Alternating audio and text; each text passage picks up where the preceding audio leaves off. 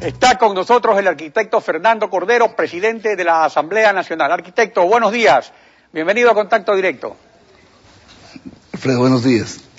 Arquitecto, la Constitución en los 9 artículos sobre el procedimiento legislativo del 132 al 140 no establece por ningún lado que se puede reformar leyes por referéndum. Tampoco los artículos 103 a 107 de la Constitución sobre democracia directa. Entonces, ¿qué valor jurídico tiene el anexo 5 del referéndum, que contiene 37 cambios al Código Orgánico de la Función Judicial? Le he escuchado varias veces, Alfredo, esa preocupación. He visto que tanto lo que les pasó a los vocales de la Corte Constitucional les pasa a muchos asambleístas y a muchas personas. Es decir, cuando usted le entrevistaba a la vicepresidenta nuestra, por ejemplo, y estaba Paco Moncayo le dijo a usted, y él es últimamente uno de los que lidera la oposición en la Asamblea, el que puede lo más, puede lo menos. Me parece que ese es el argumento que en este caso está implícito en la resolución, en las modificaciones que hizo la Corte Constitucional, porque en el rigor del texto constitucional, efectivamente el proceso de formación de la ley tiene otra secuencia. La pregunta induce, obviamente, en este caso, a que la reforma contenida en la pregunta 5 tiene, en este caso, una reforma legal. Y la explicación implícita de la Corte Constitucional en su dictamen es de que no operaría inmediatamente esa respuesta, si es que es afirmativa, del pueblo ecuatoriano, no operaría. Pero desde el punto de vista estrictamente constitucional, usted tiene la razón, no hay un procedimiento explícito en la Constitución que permita hacer como un apéndice de la enmienda constitucional una reforma legal. Ahora, en la parte resolutiva final sobre el anexo, porque es importante, en la parte resolutiva final del anexo 5 hay un texto que se refiere a usted y que dice: el Consejo Nacional Electoral enviará al presidente de la Asamblea el texto de la enmienda aprobada en referéndum, quien en 2 días hábiles subsiguientes al envío dispondrá su publicación en el registro oficial. Pero si en el anexo 5, que consta en la parte resolutiva, no está esto, sino solamente la enmienda de los artículos 179 y 181, ¿no cree usted que oficialmente debería el Consejo Nacional Electoral o la Corte ser llamados a dar explicaciones a la Asamblea o por la presidencia de la Asamblea? Porque hasta ahora estamos oyendo opiniones personales muy respetables, pero es una duda que queda.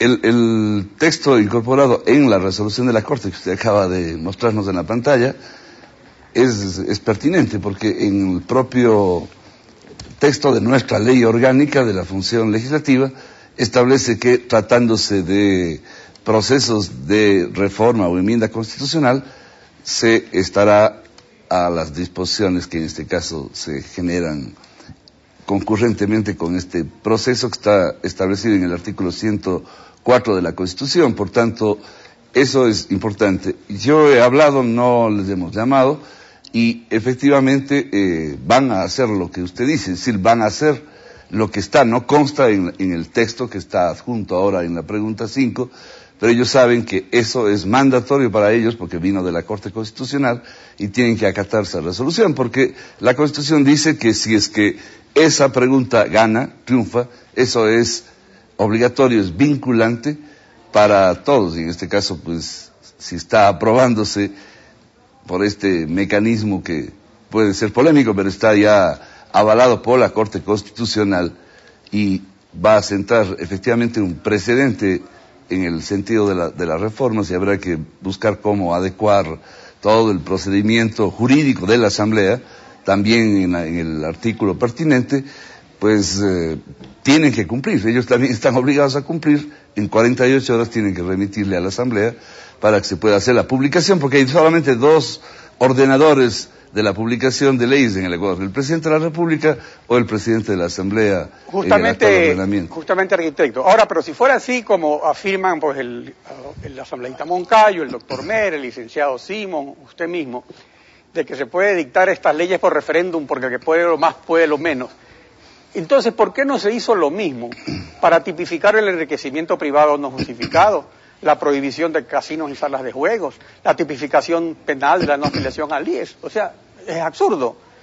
si lo hicieron para meterle mano a la justicia, ¿por qué no lo hacen para las otras cosas? O sea, yo creo que no hay un error. En la parte de los considerandos la Corte analiza esta, pero cuando resuelve no incluye. Entonces es un asunto muy serio, porque como usted dice, en rigor constitucional no hay esa capacidad de reformar leyes por referéndum.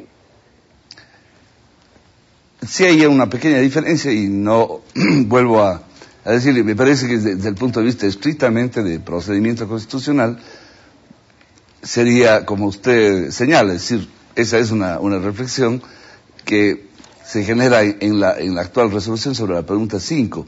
También la pregunta 2, que va a merecer una participación de la Asamblea, pero el artículo 441 y el 442 de la Constitución en rigor no establece una diferencia entre lo que es una enmienda y lo que es una reforma. Más bien lo que establece, con otros nombres, son procedimientos. Es decir, hay formas de modificar la Constitución que son absolutamente directas y podría ser el referéndum. Y ahí está, como en el caso de la pregunta 2, que si bien el pueblo la modifica al texto de la Constitución, como muchas partes de la Constitución, no basta la reforma constitucional y, en este caso, pues, le permiten a la Asamblea, es decir, así es el procedimiento constitucional en el Ecuador, que en un proceso de debate de formación de la ley se complemente, se desarrolla la norma constitucional. Claro, en el caso, arquitecto, pero cuando se enmienda o se reforma la Constitución, obviamente se tienen que cambiar las leyes, eso es lógico. Y eso lo sabe hasta un estudiante de Derecho. Pero por eso mismo, bajo su presidencia, en el Congresillo se aprobó 26 leyes, la Asamblea 39 leyes, en total 65 reformatorias, derogatorias o nuevas. Y eso es lo que tiene que hacer la Asamblea con el Código Judicial si se enmienda la Constitución. Se aprueba la enmienda y luego la Asamblea hace las reformas. ¿Eso no es así?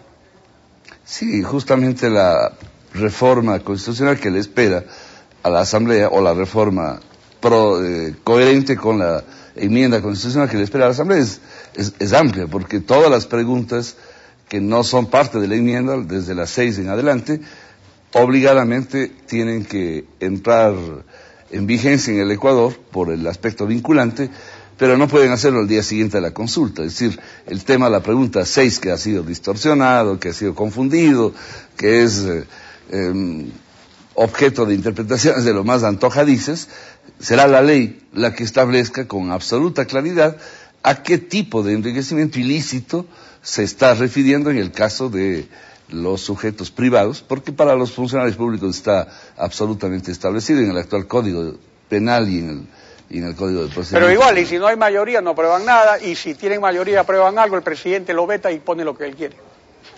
Pero bueno, esos ya son procedimientos eternos de cualquier estado presidencialista, en donde el veto y en donde los procedimientos de mayorías y minorías hacen que una ley se apruebe por mayoría. Y luego sí les quiero hacer notar a todos los ecuatorianos, a usted, Alfredo, que es un estudioso del tema, es la primera vez en el Ecuador que todas las leyes, todas, absolutamente todas las leyes, se aprueban con mayoría absoluta. Es decir, no hay una sola ley. En el pasado reciente y atrás en la historia política legislativa del Ecuador, el concepto de mayoría absoluta era solamente para casos sui generis, como por ejemplo las leyes orgánicas. Esa era la diferencia entre orgánica y no orgánica. Hoy día las orgánicas y las ordinarias se aprueban con 63 votos, mientras seamos 124. No hay otra forma de aprobar. Claro, justamente en el por Congreso eso se aprobaban con mayoría simple. Por eso la Asamblea la mayoría de los tiene esta facultad exclusiva. Bueno, arquitecto, yo le agradezco habernos acompañado hoy en contacto directo y haber expuesto su criterio sobre este tema de tanta importancia.